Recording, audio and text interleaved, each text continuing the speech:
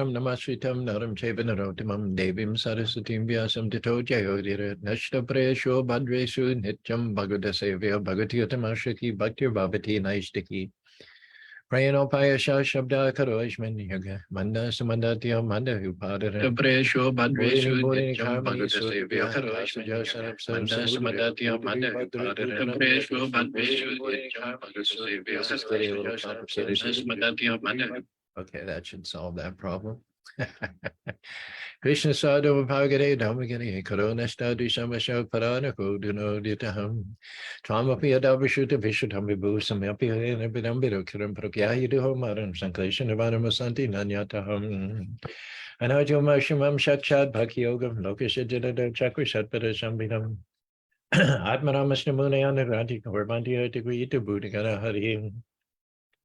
Hey Krishna Karuna Sindhu Dina Bandhu Jagapate Gopisha Gopika Kantara Kantana Mostute Jayatam Sarito Pango Mama Manir Matirgati Matsavishopanam Boja Radana Madana Moharam Sriman Rasarasaram Vibam Sivada Karsan Vinashinurpiko Gopanata Sriasiram Divyad Vrindaranya Kapadu Mada Srimad Radnagara Shima Shanishto Sri Siddhara Shri Govinda Prestadavi He Seva Manush Manami Namo Brahmane Devaya Go Brahmane Taya Chajagati Taya Krishnaya Govinaya Namo Mangalam Bhagavan Vishnu Mangalam Guru Rajutam Mangalam Panari Kaksho Mangaraya Tano Hari Om Narayanaya Vidmahi Vasudevaya Dhimahi Tano Vishnu Prachodhyate Om Mahadevi Vidmahi Vishnu Padich Dhimahi Tano Lakshmi Prachodhyate Mahalakshmi Namastubhyam Navastubhyam Sare Sare Hari Priya Namastubhyam Namastubhyam Dere Dere Taptakanjana Gorangi Radha Vindavaneshwari Vishavanu Sute Devi Pranamani Priya Priya Nama Om Vishnu Panaya Krishna Pastaya Bhutare Shrimati Bhakti Panata Shamiti Namane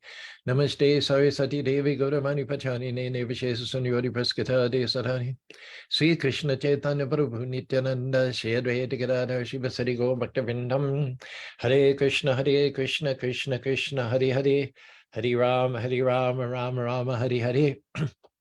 Welcome to Transcendental Tuesday. Countdown is ticking away, with the Festival of Colors just 30 days out ahead of us. Sent out a constant contact newsletter to about 15,000 people on our mailing list yesterday, asking them to take advantage of this 10% discount on tickets and colors and paraphernalia, which is going to expire on March the 1st, which I believe would be tomorrow. We expect a surge in sales today, just as there was a surge in sales at the end of January when the 15% discount expired. Anyway, we're on track with robust sales and got a great lineup of artists. Snow on the ground, freezing cold temperatures, sometimes spiced with brisk winds out of the north. But we've got 30 days for Krishna to turn things around, which he always seems to do in such a way as to create a congenial atmosphere for tens of thousands of people to gather in one place on the sacred grounds of the temple, and with one voice and combined spirit glorify the names of God all day long Saturday and all day long Sunday. We're honored, as always, to be able to be the facilitators of such a grand chanting on such a grand scale. Taking up from where we left off, just at the end of yesterday's session, we talked about what it means to be pure-hearted. And one of the things is to have unmixed motives, not to have a divided mind, not to be duplicitous, not to have one mind on Sunday and then have a different mind on Monday when you go into the business world. Someone who has a pure heart is transparent. What you see is what you get. And we quoted Kunti, the mother of the Pandavas, that her example is very apt. The Ganges flows with great force from the high plains of the Himalayas down, being pulled by gravity and by its own weight. In fact, if you go to holy places like Hardwar and Rishikesh, what to speak of even further north in the Himalayas, closer to the source of the Ganges, you'll notice that the current is extremely strong. When you go in Hardwar, to take a bath in the Ganges. There are steps whereby you can let yourself down into the waters of the Ganges, at least to waist level. But there are also iron bars planted in concrete footings on those steps. And you need to be very careful to hold onto those iron bars. Otherwise, you'll be swept away in the very, very strong, inexorable current, irresistible current of the Ganges. And Kunti prays, may the current of bhakti, may the flow of self-realization be irresistible, be powerful. Just as an aside, I remember in Australia, we had a very nice boy come to us in the evenings after high school. His name was Robert, very handsome, extremely good looking. After he graduated high school, he became a devotee, and he went to join a party in Japan headed up by Guru Kripa, a sannyasi who was collecting for first the Vrindavan project and then the Mayapur project. The group of hardcore collectors would work extremely diligently for a few months, and then they'd take a break and go to India to kick back and enjoy the holy places and get back to their strict sadhana. Well, on one break, on one sojourn away from Japan, they were bathing in Lakshman Jula, which is in Rishikesh. It's the bridge of Lakshman. They were bathing in the Ganges, and there were half a dozen of the young men there, and someone looked around and said, "Where is Robert?" By then he had an initiated name, but I don't know what it was. And he had just disappeared. He had just, in 1 minute, he was there swimming with them. And the next minute, some undertow, some riptide took him just like that, just in the blink of an eye. 1 minute he was there, and 1 second he was there, and the next second he was gone. So the devotees were, they were chagrins, they were disappointed, they were sad to have lost their friend. But at the same time, the consolation was, well, it's the Ganges River. So if you got to go, there's a lot worse ways to go than being enfolded and embraced by the waters of the holy Ganges River. Yat para samsiyada muni ashapara shajiparati shardhanapanu sevaya. It says the Ganges, taking bath daily in the Ganges River cleanses one over a period of time of all the sins, and presumably giving up one's life force underneath the waves of the Ganges would do a lot towards propelling one back home, back to Godhead as well. I'm just learning a verse. It's called Sanikesham Tamartanam Adaram Chakaranam Gangam Hitpariataramam Satapi Apishudite. So it's a familiarity breeds contempt verse. It talks about the phenomenon of people who live on the bank of the Ganges, taking a pilgrimage to some other river like the Yamuna or Godavari or Saraswati in order to get purified. They live on the banks of the Ganges, and yet they'll take a lot of trouble and expense and time to go 500 miles away or 1,000 miles away to take bath in some other holy river, when in fact the Ganges is fully right outside their back door. So Kunti prays that we always have deep respect for the process of devotional service. Let me aspire to be among the ranks of those who are hearing and chanting the holy names of the Lord. And let the flow of my devotion be dragged inexorably, just like the Ganges is dragged towards the sea. Let the flow of my devotion be dragged towards the lotus feet of Lord Krishna. This is a prayer on one level wherein Kunti is saying, Lord, let me be myself. Let me not be forced into some other role. Let me not have to put up a pretense, being coerced by the morals of society. Let me not live my life trying for the approval of others. Let me be convinced that as long as I have your approval, then it doesn't matter whether or not others approve me or not. The secret to happiness is to be true to who God made you to be true to yourself. And in that respect, you need to be the same inside and outside. You should not allow yourself, either due to one's own impure motives, one's own lusty desires, or the coercion of one's parents or one's society, to be forced according to the measures of success of the external world. to be someone that you weren't created to be one way inside of your heart, and then to have to act or pretend another way externally. One should be the same inside as outside. And this is important because Krishna is living in our heart. So it doesn't matter how purely you present yourself outside, Krishna's in your heart.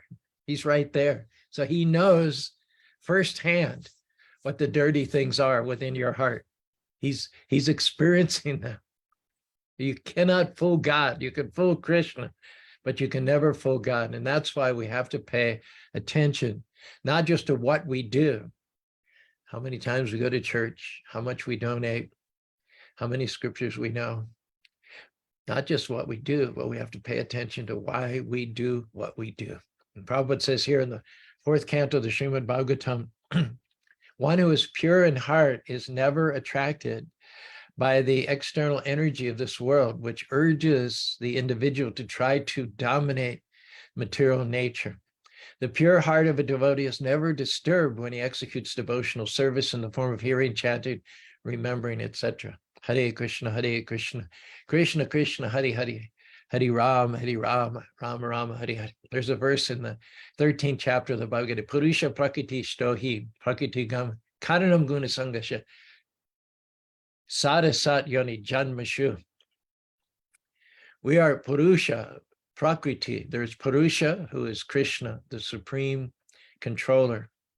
Oftentimes people ask us, do we believe that God is a male? We say yes, but he's the only male. Purusha refers to the supreme controller, the supreme dominator. And everybody else, every other living being who is created by the original person is female, in the sense that we're dominated, we're controlled.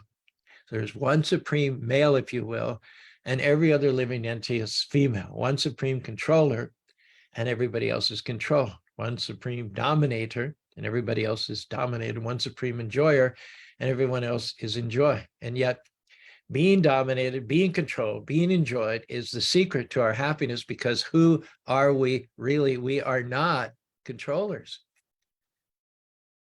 We don't have the power of controlling outcomes. We need to learn to see the hand of God, to see the actual hand of the controller, and to try to serve him in love and devotion. To the extent that you try to be a controller, you strain and you conspire, you foam at the mouth, trying to get everything lined up just like you would like it to be, to get everyone favorable to your ego. Going to be frustrated. And the result is sadasat yona janmishu. With this, it's like throwing yourself against the wall. You just throw yourself and you hit the wall and you bounce off the wall. And then, not having learned your lesson, you throw yourself at the wall again and hit the wall and bounce off of it. Keep throwing yourself against the wall, thinking that at some point the wall is going to cave in. You're going to break through to the other side, and yet that's not going to happen. It's just not going to happen. Purusha Prakriti Shtohi. We are not Prakriti. We are not the controllers. We are the controlled. We are not the masters. We're the servants. Everything about our personal experience tells us that you're not the master, you're the servant. Right now, it's freezing cold outside in Utah. If I wanted to be nice 30 days from now to the Festival of Colors, there's nothing I can do to force the weather to be nice. What I can do is pray to God within the heart, Lord, we've made all these nice arrangements and it would be much better. We'd have a larger crowd. They'd be in a better mood. They'd be more receptive if it were a nice day. Last year, 2022, the weather was really nasty. January, February, March. And yet on the 2 days that we had the festival in March, it was 75 degrees both days. Clear, cloudless, sunny days. Every day that year up to that point, there'd been cold or snow or rain, something off-putting. Those 2 days were perfect. And then The following Monday, the weather went back to being cloudy and bad and foreboding again. Those 2 days were the 2 best days in the first 4 months of 2022. What are the odds? What are the odds? If everything were random and by chance, what are the odds of out of 4 months, the 2 perfect days, congenial days for having a festival were the 2 days that we had the festival? So I shouldn't talk about it too much because I don't want to put any ideas into the mind of our mischievous cowherd boy who's the Lord and Master. He's sovereign. He does whatever he wants. If he decides that his purposes are best suited by having a snowstorm and 30-degree temperatures, then we'll be fine with that. There's something kind of liberating about putting all this time and energy and expense into a festival, and at the same time not being able to control the most important feature, which is what is the weather going to be like on that particular day. I love that part of festival organizing where you really just have to put your faith that you, in an area that you have no control, you just have to say, Krishna, I'm doing what I can do, and now I'm okay with whatever kind of weather you want to make it on that particular day. But it is indicated in many scriptures that God goes and personally sits where there are 2 or more devotees chanting his holy name. So if there are 20,000 people chanting his holy names, and Krishna is going to be personally present in the arena there, well, hopefully, it'll be a congenial atmosphere. But the point is, Purusha Prakritishta Hi Bhakti Bhagiti Ganana. Our happiness actually consists in being controlled and not in controlling. Being a servant and not being a master. In the jails are all kinds of people who try to be masters. They weren't comfortable being obedient citizens of the state. They weren't comfortable following the laws. They thought, I don't have to follow the laws. And the result is they became very unhappy. They're in a 10-by-8 cage, really eating awful food, not enjoying sunlight. For that very reason, that they tried to become masters. They tried to live their life without reference to the state, to the government, and the laws that ensure that all of us can enjoy society comfortably. So as soon as you try to become the master and you depart from your constitutional position as a servant, then you suffer. Yeah, you suffer. A good example that comes to mind is Mirabai. It was a famous classic movie starring Hema Malini as Mirabai many, many decades ago. Mirabai was a great devotee of Krishna. She, in her mind, she considered herself Krishna's wife. She worshiped Krishna Gopal deity, fed him, clothed him, just doing all the deeds that a wife would do. Sometimes wife's acting, sometimes as a mother, sometimes as a friend, sometimes in conjugal bliss. So from a very young age, she thought of herself as being married to Krishna, but her parents, she was a princess, and of course, the parents wanted to make a strategic alliance to increase the power and the influence of the family.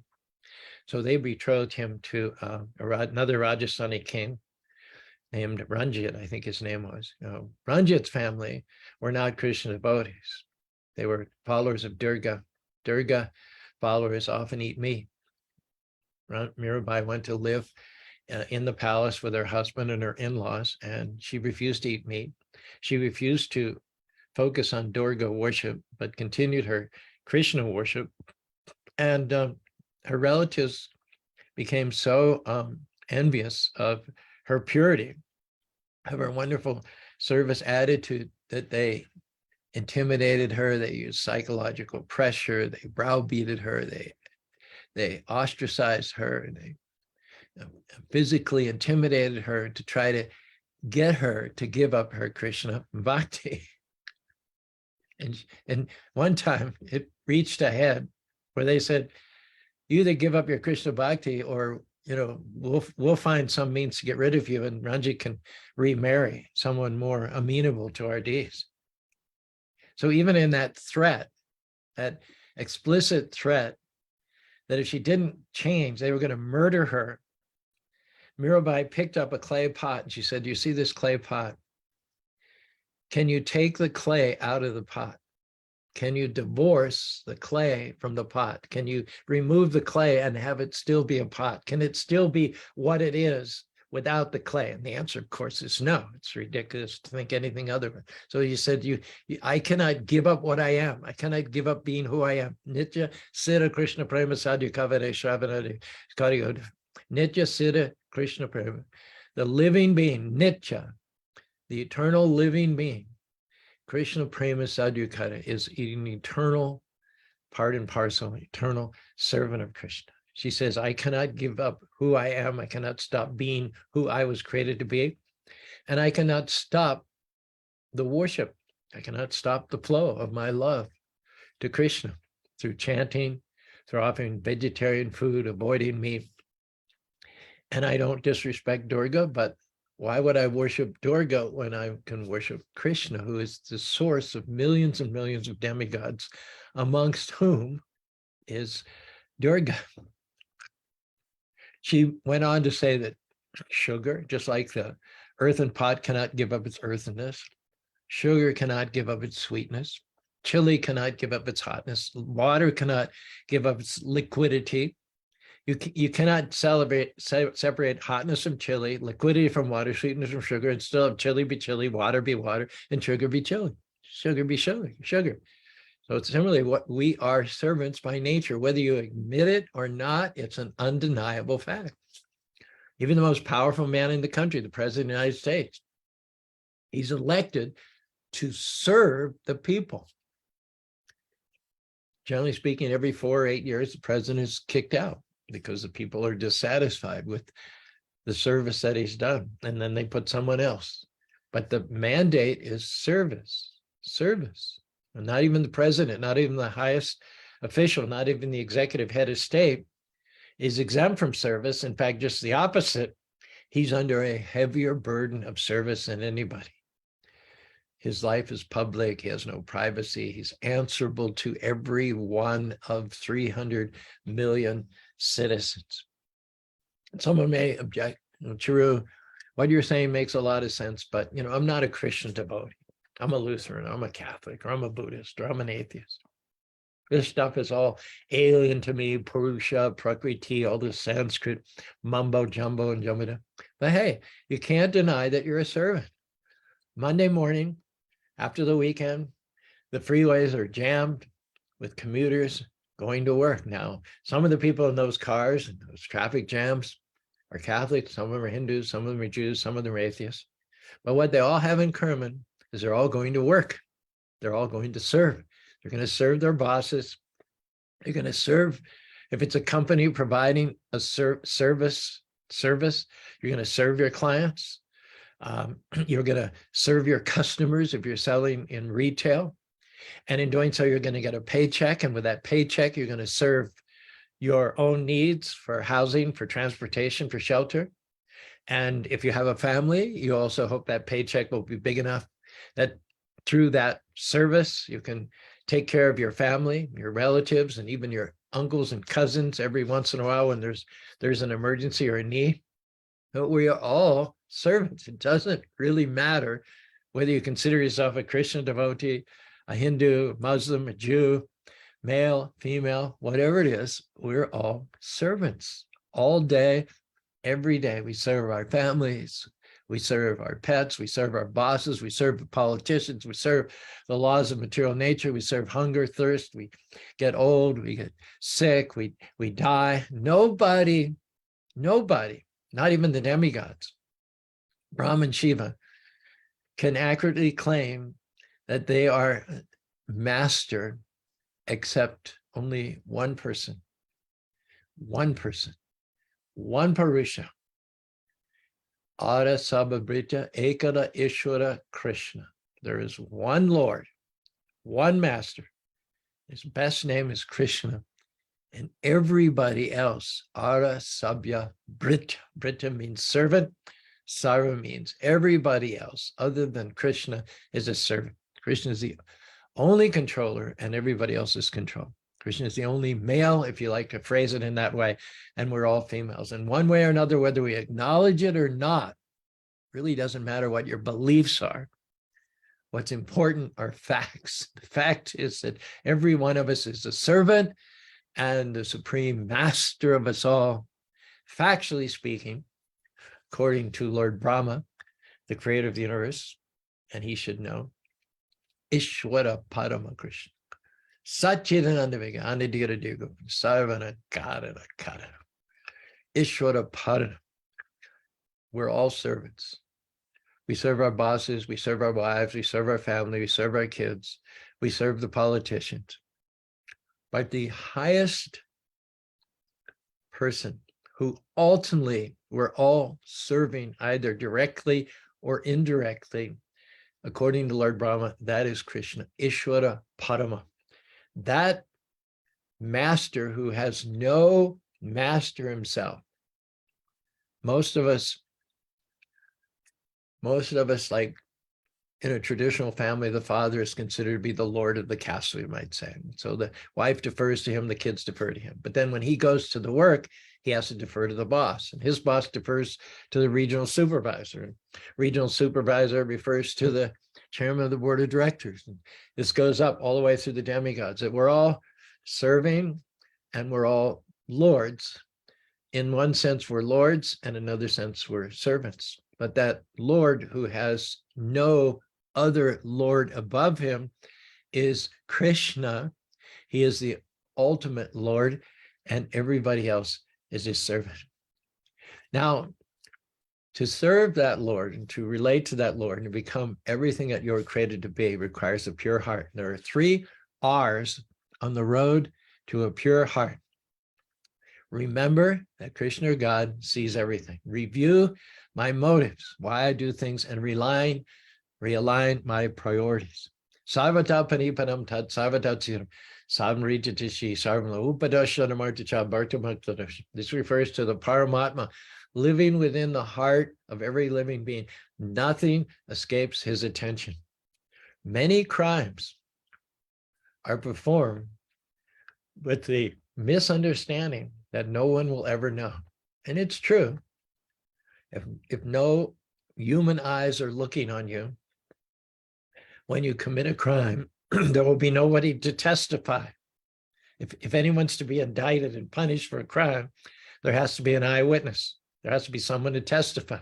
And it is possible to perform a crime in such a secretive way that there are no eyes on you, not at least human eyes. So you can get away with that crime. But you can never get away with a crime as far as the Supreme Personality of Godhead. He's in your heart. He knows what you're going to do before you're going to do it. He sees everything. Moreover, the demigods are his authorized representatives, and they also witness all of your activities. Even if there are no human eyes on you, the only way that you can see to commit the crime is because the sun is shining on you. So the eye of the sun is on you. If you don't do it during daylight, but you do it during moonlight, then the eye of the moon is on you. Surya Agni Kamaru Deva, the wind, any breeze takes note of what you're doing. The water, the bodies of water, note what it is you're doing. Surya Agni Kamaru Deva, Soma Sandi Saminidam, Kamku Dayam Sharmamiti Hieta Dayashashakshana. There are multiple witnesses, even if they're not human eyes on you. Wherever you go, at every moment of every day, there are multiple witnesses to be aware of what it is you're doing. So you may escape conviction in the secular, human, limited court, but there are multiple witnesses who can testify as far as God's court is concerned. So God knows what you've done. God knows what you think you've gotten away with. God knows what you're planning on doing. God knows what you're hiding. So if we cannot hide, if we cannot keep this dark inner self a secret from God, then we might as well just give up the effort altogether and try to use that same amount of energy to get a pure heart. It takes more energy to fake a pure heart. It takes more energy to pretend that you're purer than you actually are than it is to accept the process, accept the practice, and actually begin to clean your heart. Cheto darpanamarjanam babada bagni navaparam sriya kayora chandika vidyabadijir anandam buddhi bardanam pratiparam purnamritashvaram sarvatma shnaparam param vijayate Shri Krishna. The chanting of the holy names of the Lord, which is the principal means of cleansing the heart, gives us a taste of the nectar for which we've been hankering for many, many lifetimes. Throughout many previous lifetimes, we've been trying to become the master, banging ourselves against the wall, experiencing frustration, anxiety. As soon as you begin to chant the holy names of the Lord, you begin to acknowledge that you're not the controller, that I would like to get in the middle of he who actually is the controller would want for my life. I don't want to live with secrets. I don't want to expend the energy of trying to fake it anymore. I want to use my energy to become the best version of myself. It is said you're only as sick as your secrets. Anyone who conceals secrets, anyone who lives a double life will never prosper. They'll always be held back by that secret self. But one who confesses, finds someone in whom they can confide, associates with devotees, takes up the practice of devotional service, can put one's past life behind one. Api ched sararacharu bhajate sadhareva samadhya samyagya. God is full of mercy. God's mercy is greater than any mistakes that you've made or any past history that you have, but you have to come clean. Secrets can only live in the dark. They cannot survive, what to speak of thrive, in the clear light of day. The sun acts, Prabhupada said, in a way that's antiseptic and prophylactic. So you have to find a way to get your secrets to the light, to find someone in whom you can confide and confess. Then those secrets, that secret life, those secret unsavory desires will not be able to perpetuate themselves in the sunlight of Krishna consciousness. They'll retreat. They'll retreat. Hare Krishna, Krishna Krishna, Hare Hare, Hare Rama, Ram Rama, Hare Hare. So the first R on the way to a pure heart is to remember that God sees everything. Nothing escapes his attention. The second R is review my motives. Examine not just what I do, but why I do it. It is possible to do a good thing in a wrong way. I remember up in the temple room in Spanish Fork a number of years ago, a man, Indian man, had visited, and I was over to the side in part of the chanting party. And he started to put a $20 bill in the donation box. And he noticed that I wasn't looking. I did actually see out of the corner of my eye, but it appeared as if he would put that money in the box and I would be unaware of it. And so he pulled the money, rather than letting go of it, rather than releasing it and letting it fall into the box. He waited until my head swiveled in his direction and he was sure and certain that I was noting his donation. And then he let the cash money drop into the box. He did a good thing, but not with the right motives. Giving in charity, attending the church, supporting the church, fasting, praying. These are all good things, but you have to ask yourself, do you do them to honor God, or do you do it to be praised by men? One test of purity that you can apply to yourself is, can you keep what you're doing between you and God?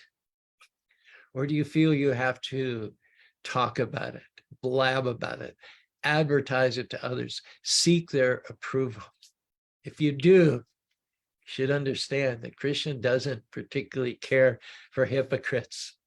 He came 5,000 years ago to curb the hypocrites. Paritranaya sadhanam vinasya taduskratam.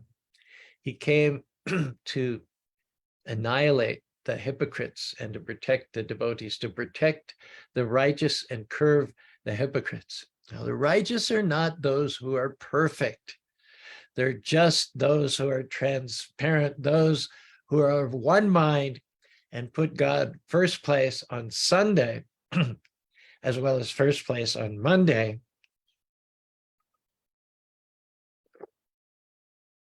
And even first place on Tuesday and Wednesday. When you think about it, many of the miscreants that Krishna came to discipline 5,000 years ago, Jarasandha, think of Jarasandha. When Krishna and Arjuna and Bhima appeared disguised as Brahmins in the palace of Jarasandha, and Jarasandha could tell that they were too well built to be Brahmins. He could tell there was something fishy there. And yet, nevertheless, because they appeared as Brahmins, Jarasandha offered them his kingdom. He offered them his kingdom. That's indicative of piety, certainly, a great and generous heart. Great and generous heart. Jarasandha would have been very much approved nowadays. In a lot of churches, he might have been a deacon or an archbishop or a stake president. And yet he was not approved by Krishna because he was a hypocrite. He presented himself one way, but actually in the inner heart, he was another way. Duryodhana was a very capable, able administrator. Duryodhana was very generous in giving to the poor and building wells and maintaining roads. He would have been a very good amongst politicians nowadays. He would have been considered an honest politician. Someone joked one time, an honest politician is one who once he's bought, he stays bought. So by that definition, Duryodhana would have been one of the better politicians nowadays. Sisupal. These people, Karna certainly, Sakuni, they had many good qualities, but they did not admit themselves as servants of the Supreme. They did not step into the position of humble service of the Lord. Consider Ramaharsana Sutta. Even in his day, he was elected as the #1 sage amongst sages. He was a respected priest. He was the head of the assembly of the sages. He'd been given an elevated seat above all the great knowers and reciters of the Vedas. And yet when Lord Balaram arrived in the assembly, everybody stood up to welcome the Supreme Personality of Godhead, except Ramaharsana Sutta. At that time, he was revealed as a selfish, prideful person. Reminds me of the story of the jackal. Jackal once fell into a vat of blue paint, and he came out as blue. And when all the other animals saw this blue creature, they didn't recognize him as a jackal. They thought he must be some god come from heaven that they were meant to worship. So they built him a throne, and they brought him great food and wives, and sung his praises. Jackal's thinking, I could get used to this. But one day, after a few months went by and he was living the life, in a distance, he heard the howl of a pack of jackals. He heard a pack of jackals howling. He tried not to respond because he knew that if he would howl, by his howling, he would give it away that he wasn't a worshipable god. He was just a jackal that had fallen in a vat of blue paint. He tried not to howl. He tried not to respond, but his instinct was too strong. It was irrepressible. And so he howled like a jackal. And then all the animals realized that he was a pretender. He wasn't what he appeared to be. Similarly, Rohashana Sutta, as soon as all the sages stood up, but he thought himself too good to stand up and welcome Lord Balaram, the Supreme Personality of Godhead. He revealed his true nature as a sinful, prideful person. And at that time, Lord Balaram took what some people would think of as a drastic action. Lord Balaram plucked a blade of kusa grass and threw it with such supernatural velocity that it pierced the heart of Brahmarshana Sutta, and he fell down dead. Now, that would seem to be a pretty radical action on the part of Lord Balaram, but when it comes to leaders of society being hypocrites and pretenders, when it comes to leaders of society considering themselves above standing up and honoring the Lord, that's where they draw the line. That's where they draw the line. In the temple, we have this crown with feet on top. It's called the Sadhari. After our Sunday services, those people come up, they get a little red dot. I put the crown on their head and I say, Om Tad Vishnu Paramam Param Sarabasanti Sara Diviva Chaksara Yadvi Pashpu Vanyo Jagavam Samsamidite Vishnu Paramaram. The blessing is that may you never think of yourself as the architect of your own success, of your own fortune, of your own influence. Always the prayer is, may you be blessed with the knowledge that your talents, gifts, and abilities are given to you by God, the insight to use those and sharpen those in order to gain influence and more leverage in human society. That also astuteness is given by God. And then you should use what you've accumulated to enrich the lives of others, to honor God with your life. This is the blessing. Let you go throughout your life as a powerful politician, as a leader, as a business zion, as a head of a family, never unmindful of the fact that you owe everything to the kindness of the Supreme Personality of God. Just like we go through the day, even on a winter's day, even when there's snow everywhere, it's cold, we're always aware of the sun above us in the sky. Even when the winter clouds obscure the sun, we know that the sunlight wouldn't be there without the sun. So we're always aware of the sun, and we're always aware of our dependence on the sun on some level. So the prayer, when you touch the helmet to someone's head, Om Tad Vishnu Paramam Param Sada Basanti Suru Deviva Chakswaram Yadvi Pashu Vanva Jagavam Samsaminite Vishnu Param. You're blessing the person that may they be aware of the supremacy of the Supreme Personality of Godhead in their lives, wherever they go, whatever they do, whatever time it is, whatever position they're in society. Let me never think of myself as the architect of my own fortune, but always give the credit to the Supreme Personality of Godhead. And if we are fortunate, if that fortune is going to be enduring and not perishable, short-lived, then we have to consistently serve the Lord, take his blessings and pass them on. Take the blessings that the Lord gives us and ourselves, be a blessing to others. We're talking about motives right now, and we haven't finished our discussion, but it's probably time to pull up short here. We've got a busy day in Spanish Fork, and I'm sure you have many other things to do, so I don't want to keep you too long. If I launch into the next point, we'll be here for another 15 minutes, and that would just be too much altogether. So we'll continue this tomorrow. Let you get going, as we also have to get going here on this Transcendental Tuesday. We've been visited here by Bobby. Thank you. Pranams. By Brent, by Jean, and by Natasha on Facebook, and Rob on Zoom. Do you have any concluding words for us, Rob? Hare Krishna, Prabhuji. Thank you, as always, for a wonderful class. Thank you for saying so. So my takeaways for today are: go with the flow and let Bhakti show you where to go. Don't cause a commotion, serve in loving devotion. Give Krishna your life and transcend strife. You cannot take the clay from the pot. You cannot be what you are not. Serve the controller and your life will be fuller. Be a blessing to others. We're all sisters and brothers. Wow, every one of those is spot on. You're on a roll this week. You're on a roll. Get back into the classes.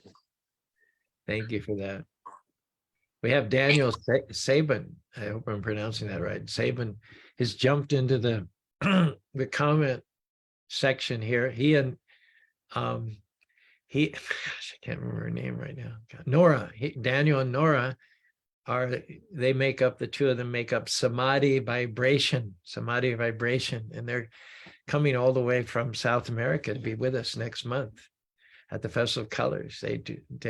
Daniel is DJ and Nora is the vocalist, and they get everybody dancing and singing to the sounds of Maha Mantra and all the other kinds of devotional songs. So we'll be looking forward to your coming into town all the way from halfway down on the lower part of the hemisphere here, the lower part of the world, in order to be with us for the Festival of Colors on March 25th and 26th. All right. Thank you very much, Natasha, Daniel, Nora, Jean, Brent, and Bobby and Rob. We'll be with you tomorrow, same time, same station, same subject matter. Purity of heart. Hare Krishna, Hare Krishna. Krishna Krishna, Hare Hare. Hare Ram, Ram Ram, Hare Hare.